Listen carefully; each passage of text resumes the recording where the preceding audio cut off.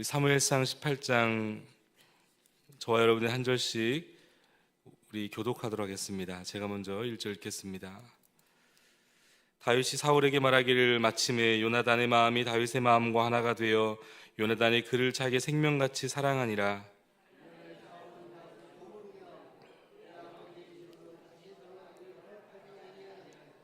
요나단은 다윗을 자기 생명같이 사랑하여 더불어 언약을 맺었으며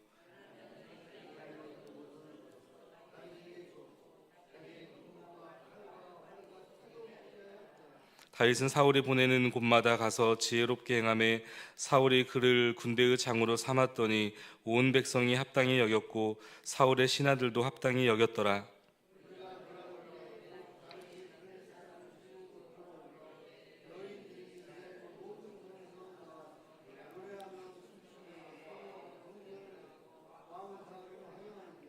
여인들이 뛰놀며 노래하여 이르되 사울이 죽인 자는 천천히요 다윗은 만만이로다 한지라.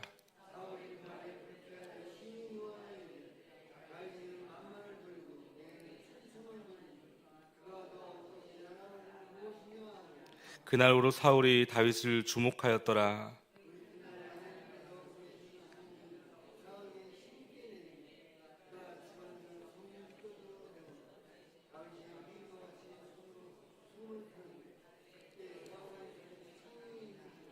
그가 스스로 이르기를 내가 다윗을 벽에 박으리라 하고 사울이 그 창을 던졌으나 다윗이 그의 앞에서 2번 피하였더라.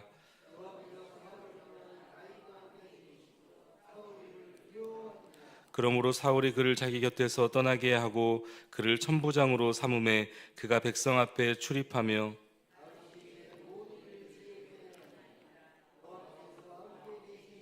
사울은 다윗이 크게 지혜롭게 행함을 보고 그를 두려워하였으나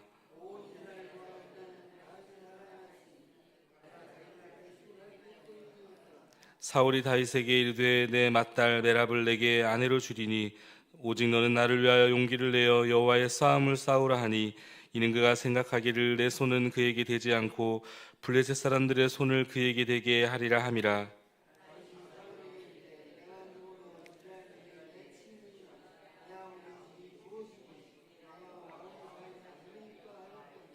사울의 딸 메랍을 다윗에게 줄 시기에 무울라 사람 아드리엘에게 아내로 주었더라.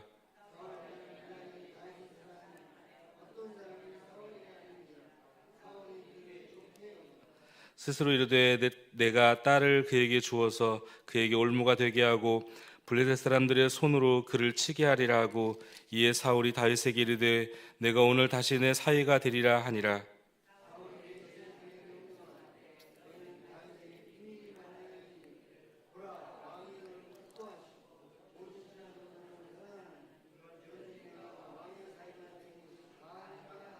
사울이 신하들이 이 말을 다윗의 귀에 전하매 다윗이 이르되 왕의 사위 되는 것을 너희는 작은 일로 보느냐 나는 가난하고 천한 사람이라 한지라.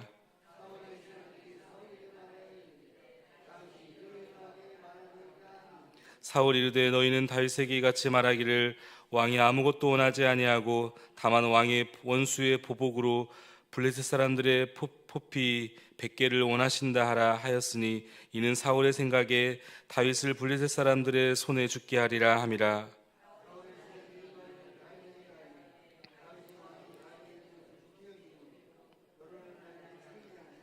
다윗이 일어나서 그의 부하들과 함께 가서 블레셋 사람 200명을 죽이고 그들의 포피를 가져다가 수대로 왕께 드려 왕의 사위가 되고자 하니 사울이 그의 딸 미갈을 다윗에게 아내로 주었더라.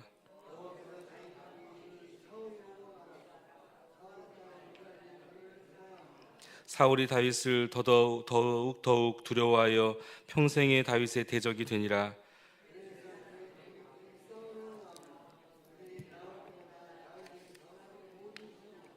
더 지혜롭게 행하며 이에 그의 이름이 심히 귀하게 되니라. 아멘. 질투가 시작되면 영혼이 망가진다. 질투가 시작되면 영혼이 망가진다라는 제목 가지고 잠시 하나님 말씀 나누겠습니다. 우리의 마음에는 참 이상한 것 하나가 있습니다. 비교적 다른 사람의 고난과 아픔에 대해서 비교적 쉽게 함께 마음이 아파합니다. 그런데 상대적으로 다른 사람이 잘 되는 것, 다른 사람이 보다 뭔가 잘 나가는 것에 대해서 기뻐하기는 하지만 쉽게 그 기쁨을 함께 하지 못할 때가 많이 있습니다. 물론 축하해라고 말은 하지만 마음 한구석에는 이런 이야기도 들리죠. 참 좋겠다. 나에게도 이런 일이 좀 있었으면 얼마나 좋겠나. 저 마음 한구석에 이런 부러움의 마음이 생기죠. 그런데 그 부러움이 거기서 그치지만은 않습니다. 점점점 더 묘한 불편한 마음이 올라오기도 하죠. 너무나 좋겠다라고 하지만 그 다음에 들려오는 소리가 있죠. 왜 나는 아니지? 왜 저 사람이 저렇지? 나도 모르게 부러움으로 시작하고 있지만 점점점 그 마음이 이 자신과 비교하기 시작하더라는 겁니다. 저 사람은 저렇게 잘 되는데 왜 나는 안 되는 걸까? 저 사람의 자녀들은 저렇게 잘 나가는데 왜 우리 자녀들은 이렇게 어려움이 있을까? 왜 잘 안 될까? 부러움과 그리고 그 부러움을 넘어서서 묘한 불편함이 있단 말이죠. 비교가 생깁니다. 이 비교가 깊어지면 깊어질수록 남의 잘됨이 더 이상 나의 기쁨이 되지 않습니다. 특별히 함께 무엇인가를 공유하거나 함께 무엇인가를 할 때 더욱 그런 일들이 많이 일어납니다. 일터에서 나와 직급이 비슷한 사람 누군가가 나보다 더 누군가에게 인정을 받는다면 부럽죠. 그런데 부러움을 넘어서서 왜 나는 안 될까? 저 사람은 무엇이길래 저렇게 잘 되는 거지? 그 사람의 성공이 묘한 불편함으로 다가옵니다. 그런데 이 질투인데요. 이 질투의 무서움이 있습니다. 질투는 다른 사람의 것을 빼앗기기 전에 먼저 내 마음에 무엇인가를 계속 빼앗긴다는 것입니다. 무슨 말인가 하면 마음에 이 질투가 들어오면 누군가와 이 비교하는 비교 의식이 들어오면 감사가 사라져요. 그리고 기쁨도 사라집니다. 마음이 편안하질 않아요. 심지어는 잠을 이루지도 못할 때도 있습니다. 여러분, 오늘 이 본문에 기록된 사울이 바로 그렇습니다. 사울이 처음부터 이 다윗을 미워했던 것은 아닙니다. 오히려 다윗을 자신의 곁에 두고 또 오히려 다윗의 그 훌륭한 모습들로 인하여서 사울의 혜택이 받은 것이 많이 있습니다. 그런데 오늘 이 본문에 보면 다윗이 골리앗을 물리치고 돌아오는 어느 날이었죠. 많은 여인들이 나와 이 노래하기 시작하는데 그 노래가 이 사울의 이 마음을 흔들기 시작합니다. 오늘 본문 6절과 7절 말씀인데 우리 같이 한번 읽어보겠습니다. 6절 7절. 자, 시작. 무리가 돌아올 때 곧 다윗이 블레셋 사람을 죽이고 돌아올 때에 여인들이 이스라엘 모든 성읍에서 나와서 노래하며 춤추며 소고와 경쇠를 가지고 왕 사울을 환영하는데 여인들이 뛰놀며 노래하여 이르되 사울이 죽인 자는 천천히요 다윗은 만만이로다 한지라. 여인들이 노래를 하기 시작하는데 이 사울보다 다윗을 더 높이기 시작합니다. 그 순간 사울의 마음이 불편하기 시작한 거예요. 오늘 본문 8절에 보니까 이렇게 기록하고 있죠. 사울이 그 말에 불쾌하여, 마음이 불편한 겁니다. 불쾌한 거예요.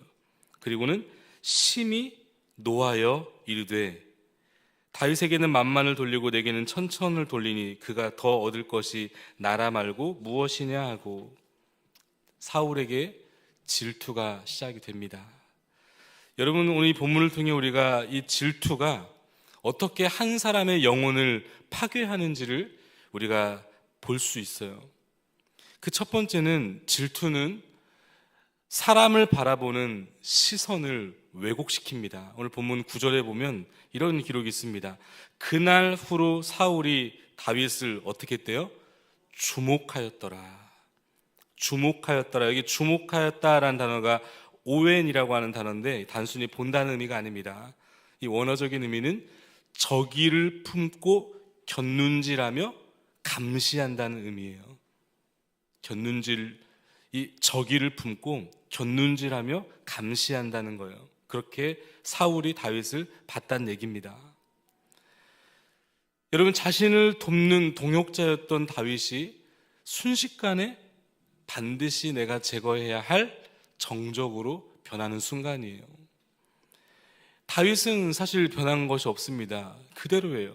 늘 자신이 맡겨진 역할에 대해서 충실하게 하나님을 경외하고 또 사울 자신을 옆에서 도와주었던 너무나 든든한 동역자입니다. 그런데 지금 다윗은 그대로 있지만 사울의 뭐가 변하는 거예요? 눈이 변하고 있어요. 여러분, 질투는 그 사람에 대한 나의 시선을 바꾸게 됩니다. 왜곡시킵니다. 동역자가 아니라 경쟁자로 보게 됩니다.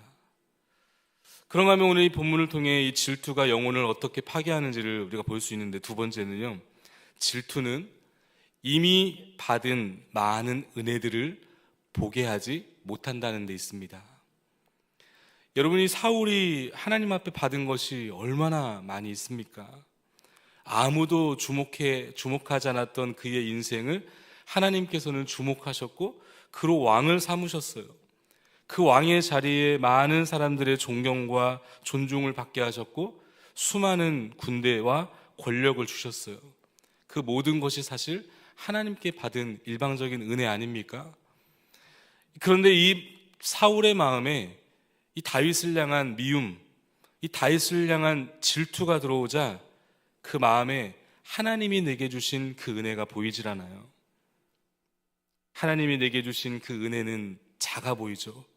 그리고 다윗에게 주신 그 은혜가 막 커 보이는 거죠. 영적으로 봤을 때 영적 소경이 되어가고 있습니다. 그 결과 마땅히 누려야 할 하나님 앞에서의 감사가 사라지고 기쁨이 사라지고 그리고 마음의 평강이 사라지기 시작하죠. 다른 사람이 받은 그것이 부러움을 넘어서서 이제는 질투와 비교와 자신의 영혼이 점점점 망가져가고 있습니다. 그러나 마지막 세 번째 이 질투는요, 결국에는 영혼을 병들게 하고 파멸로 이끌게 되죠. 여러분, 사울의 이 마음에 무너지는 과정을 여러분 잘 주목해 볼 수 있기를 바랍니다. 8절에 보면 그 사울이 그 말에 불쾌하였다라고 그랬어요. 불편한 거죠. 처음에는 아마 작은 불편함으로 시작되었던 것으로 보입니다. 그런데 그 불편함을 하나님 앞에서 다스리지 못하자 그 불편함이 무엇으로 변하죠? 심히 노하여 분노로 바뀌어요. 이상하죠? 여러분, 누군가가 미워지고 누군가가 싫어지면 불편해요, 마음이. 그런데 그 불편함을 넘어서서 어떻게 된다고요? 화가 많아져요. 그 사람의 작은 말에 화를 내고 불편하고 결국에는 분노하죠. 그리고는 오늘 9절에 보면 그날후로 사울이 다윗을 주목하였더라. 의심, 집착, 그 사람이 도대체 뭐 하고 있는지를 계속 관찰한단 말이죠. 그리고 마침내 11절 뭐라고 기록합니까? 그가 스스로 이르기를 내가 다윗을 벽에 박으리라 하고 살인의 광기로 나아갑니다. 여러분, 이것이 우리의 삶에 누군가와 관계에 있어서 많이 자주 왕왕 경험되어지는 마음의 문제 아닙니까? 누군가가 정말 미워지면 이 과정으로 갑니다. 그 사람이 불편해지고 불편함을 넘어서서 그 사람에게 분노가 일어나고 분노를 넘어서서 그 사람을 이제는 의심하고 관찰하고 더 넘어서서 말로, 언어로, 생각으로 그리고 행동으로 그 사람을 몇 번씩을 죽이고자 합니다. 그게 우리 함께 일하는 누군가일 수도 있고 가장 사랑해야 할 내 옆에 있는 가족이 될 수도 있어요. 내 친척과 친족이 될 수도 있습니다. 여러분, 그렇다면 이 질투가 올라올 때 우리는 어떻게 해야 할까? 오늘 본문을 통해 간단하게 몇 가지 우리가 마음을 담고자 하는데, 첫 번째는 비교를 멈추고 은혜를 셀 수 있기를 주님의 이름으로 축복합니다. 비교를 멈추고 하나님이 내게 주신 은혜를 셀 수 있어야 돼요. 하나님이 내게 베풀어 주신 그 은혜를 여러분 기억하셔야 됩니다. 그러면 마음의 방향이 바뀌어요. 이 사울의 질투는 비교라고 하는 한 줄에서 시작이 되었어요. 누군가를 계속 비교하는 그 비교에서. 그렇다면 회복도 마찬가지입니다. 비교를 끊어내는 것으로부터 시작이 되는 거예요. 그리고 하나님이 내게 주신 은혜를 바라보는 것으로부터 회복이 되는 것입니다. 두 번째, 감정을 기다리지 말고 선제적으로 여러분의 사랑을 표현해 볼 수 있기를 주님의 이름으로 축복합니다.